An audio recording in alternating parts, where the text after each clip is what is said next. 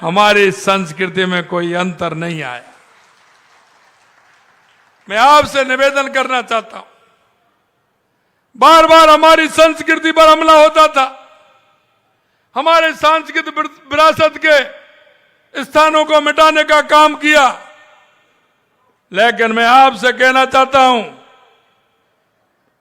क्योंकि कांग्रेस तुष्टीकरण के आधार पर राजनीति करती थी, कांग्रेस भ्रष्टाचार के आधार पर राजनीति करती थी, कांग्रेस जिस आधार पर राजनीति करती थी, हमारे यशस्वी प्रधानमंत्री नरेंद्र मोदी जी ने 2014 के बाद उन राजनीतिक नेताओं को भी बदलने के लिए मजबूर कर दिया और राजनीतिक पार्टियों को भी मजबूर कर दिया बदलने के लिए। आज आप देख रहे हैं, चाहे काशी विश्वनाथ का मंदिर हो, उसका किस तरह से यशस्वी प्रधानमंत्री नरेंद्र मोदी जी के नेतृत्व में हमारा काशी विश्वनाथ मंदिर का विशाल, कितना बड़ा मंदिर हमारा बनाया है, जो हमारा सांस्कृतिक विरासत थी। इसी तरह से उज्जैन के महाकाल लोक को भी देख लीजिए, उसको भी बनाने का काम किया। सोमनाथ मंदिर को भी देख लीजिए, उसको भी बनाने का काम किया। यही नहीं मित्रों, चार धाम यात्रा की हमारे हर बुजुर्ग जो जिंदगी के सारे काम करते हुए जब उस पर आता है तो वो कहता है कि मुझे चार धाम की यात्रा करनी है। केदारनाथ हो, बद्रीनाथ हो, यमुनोत्री हो, गंगोत्री हो, कितना सरल रास्ता जिसमें लोग परेशान हो जाते थे, लेकिन ऐसा रास्ता बनाने का काम किया है जिस भी हमारे बुजुर्ग के मन में ये होती है कि मुझे चार धाम की यात्रा करनी है, बड़ी सुगमता से चार धाम की यात्रा करके आ सकता है। मित्रों, मैं कहना चाहता हूं, आपने देखा होगा जब भी हमारी कोई भी चुनाव पार्टी के अंदर आया है, चाहे केंद्र में हमारा लोकसभा का चुनाव हो या विधानसभा का चुनाव हो, हमने दो वायदे किए थे और वायदे थे हमारे, हमने हर घोषणा पत्र में, हमारे लोकसभा चुनाव के घोषणा पत्र में लिखा था कि पूर्ण बहुमत के साथ आएंगे, धारा 370 को हटाएंगे, पूर्ण बहुमत के साथ आएंगे, राम मंदिर का निर्माण करेंगे। विरोधी लोग कहते थे कि धारा 370 को नहीं हटा सकते, खून की नदियां बह जाएंगी। यह भारतीय जनता पार्टी का जुमला है, इस जुमले के आधार पर वोट मांगते हैं।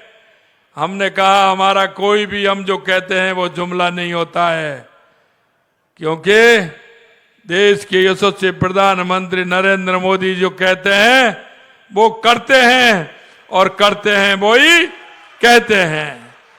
हमने कहा पूर्ण बहुमत की सरकार आएगी, हम निश्चित रूप से 370 हटाएंगे, क्योंकि ये भारत मां का मुकुट है। जम्मू और कश्मीर, हमारी पूर्ण बहुमत की सरकार आई, हमने धारा 370 को धराशायी किया और मां आज अमन चैन है। कल आपने देखा होगा जिस तरह से यशस्वी प्रधानमंत्री जी ने जम्मू कश्मीर के लिए योजनाएं भी निर्धारित की और मां कितना बड़ा काम हुआ है, ये आप सभी को पता है।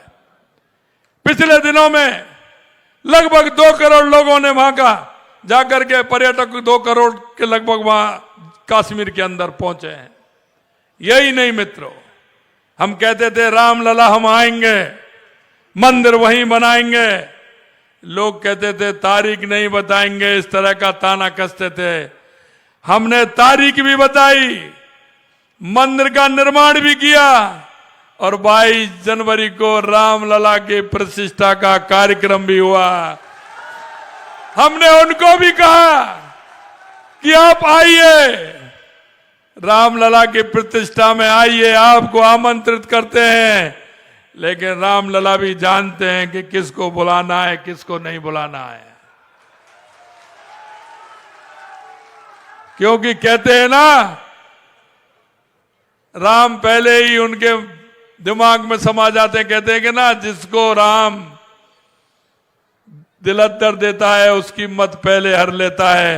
उनकी ये भी मत मारी गई, वो दर्शन का लाभ भी नहीं उठा सके। मित्रों, मैं निवेदन करना चाहता हूं आपसे कि देश की संस्कृति, देश की विरासत, जो दुनिया में हमारी अलग से पहचान थी, धीरे धीरे आप देख रहे हैं 2014 के बाद हमारे यशस्वी प्रधानमंत्री जी ने, चाहे वो हमारे गरीब कल्याण के कार्य हों, चाहे हमारे रक्षा को लेकर के देश की सीमा सुरक्षा की बात हो, आज हमारी सीमा सुरक्षित है। पहले कोई भी आता था, रेलवे स्टेशन पर बम फोड़ के चला जाता था, मंदिर के सामने बम फोड़ के चला जाता था, बड़े बाजार में बम फोड़ करके चला जाता था, यहां तक कि सैनिकों की गर्दन काट के चला जाता था। लेकिन जब से देश के यशस्वी प्रधानमंत्री नरेंद्र मोदी जी बने हैं, तो उन्होंने दुस्साहस किया तो पुरी और पुलवामा का बदला भी अंदर घुस के मारने का काम किया। ये देश के यशस्वी प्रधानमंत्री नरेंद्र मोदी के नेतृत्व में हुआ। यही नहीं मित्रों, आज जहां भी कहीं हमारे यशस्वी प्रधानमंत्री नरेंद्र मोदी जी भी देश में जाते हैं, देश अगवानी करता है, पूरी दुनिया में उसके चर्चा होते हैं।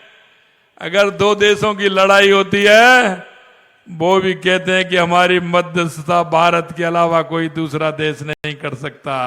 यह आपका मान और सम्मान देश के यशस्वी प्रधानमंत्री नरेंद्र मोदी जी ने बढ़ाया है।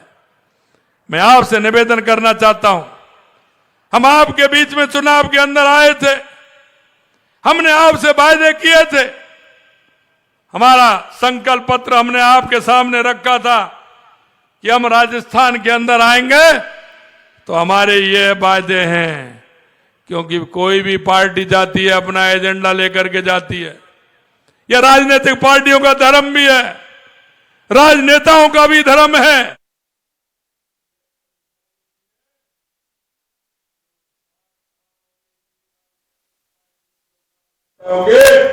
उस साख को भी बढ़ाने का काम देश के यशस्वी प्रधानमंत्री नरेंद्र मोदी जी ने किया है।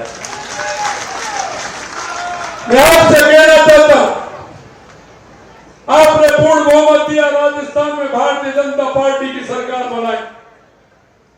हमारी सरकार जिन बातों को आपके बीच में लेकर के गई थी,